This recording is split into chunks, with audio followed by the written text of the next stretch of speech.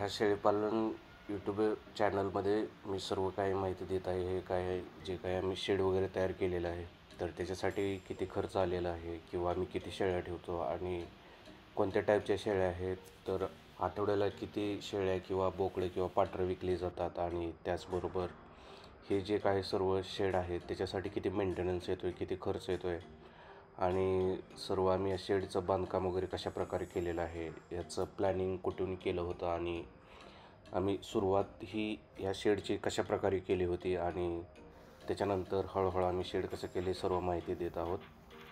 तर हा गाडा आहे, वैरणीचा गाडा.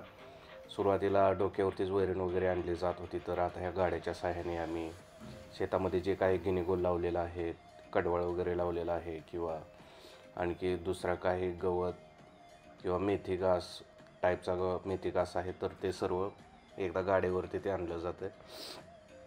आणि हे व्हिडिओच्या क्लिप्स बनवलेल्या आहेत. तर हा ओव्हरव्ह्यू शेडचा की हे कमांड टाईपसारखं दिसत आहे, तर लेफ्ट आणि म्हणजे डाव्या आणि उजव्या साईडला तुम्हाला वेगवेगळे कप्पे दिसतील आणि इथे स्टोरेजसाठी जागा ठेवलेली आहे. तर इकडे कुट्टी मशीन आणि इकडच्या साईडला जो जात आहे, तर तिथेच मी तुम्हाला रेडिओ पण दाखवतो की तुम्हाला रेडिओ माहीत असेल की याच्यावर आम्ही पुणे केंद्र, सोलापूर केंद्र आणि उस्मानाबाद केंद्र लागलेलं असतं आणि हे उन्हावरती आम्ही रेडिओ तयार केलेला आहे. तर नेहमी हा रेडिओ तिथं सुरू असतो आहे आणि त्याच्यातून बऱ्याच शेतीविषयी माहिती दिल्या जातात, बातम्या दिल्या जातात आणि इतरही टाईपचं सर्व काही तर इथे समजतं आहे आणि एक वेगळ्याच प्रकारची करमणूक होते एकदम. आणि इथून हे बघा शेड वगैरे, कुट्टी मशीन.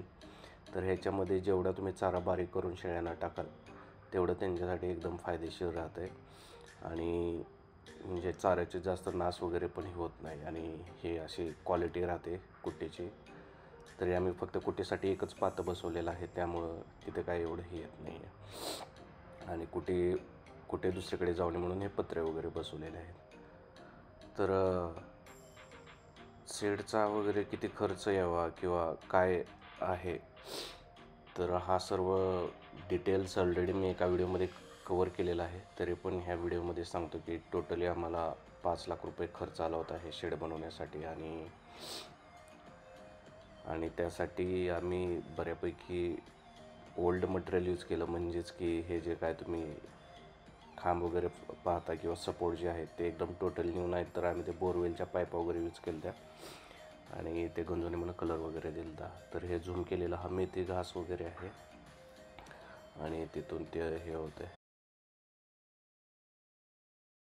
नंतरची माहिती आम्ही नेक्स्ट व्हिडिओमध्ये देत आहोत किंवा ऑलरेडी चॅनलवरती खूपसे व्हिडिओ अपलोड केलेत आणि त्याच्यामध्ये सर्व इन्फॉर्मेशन दिलेली आहे. तर तुम्ही एकदा त्या खास चॅनलवरती जाऊन सबस्क्राईब करा आणि तेथील व्हिडिओ वगैरे बघा.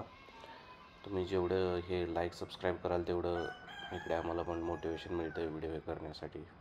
तर हे गावरान कोंबडे वगैरे आम्ही शेडमध्ये पाळलेले आहेत आणि त्याच्यातून त्यांची कोंबड्यांची अंडी वगैरे किंवा कोंबड्या शेडमध्ये गोचिड वगैरे काय होऊन देत नाहीत, कीडक वगैरे ते खाऊन टाकतात आणि ह्याच्यामधून खूप सारा फायदा येतो, पैसा मिळतो आणि गावाकडे असू द्या किंवा शहराकडे मटण आणि चिकन किंवा अंडी ही अशी गोष्ट आहे की त्याचं डिमांड कधी कमी होत नाही आणि त्याचे भाव नेहमी वाढत जातात वरचेवर.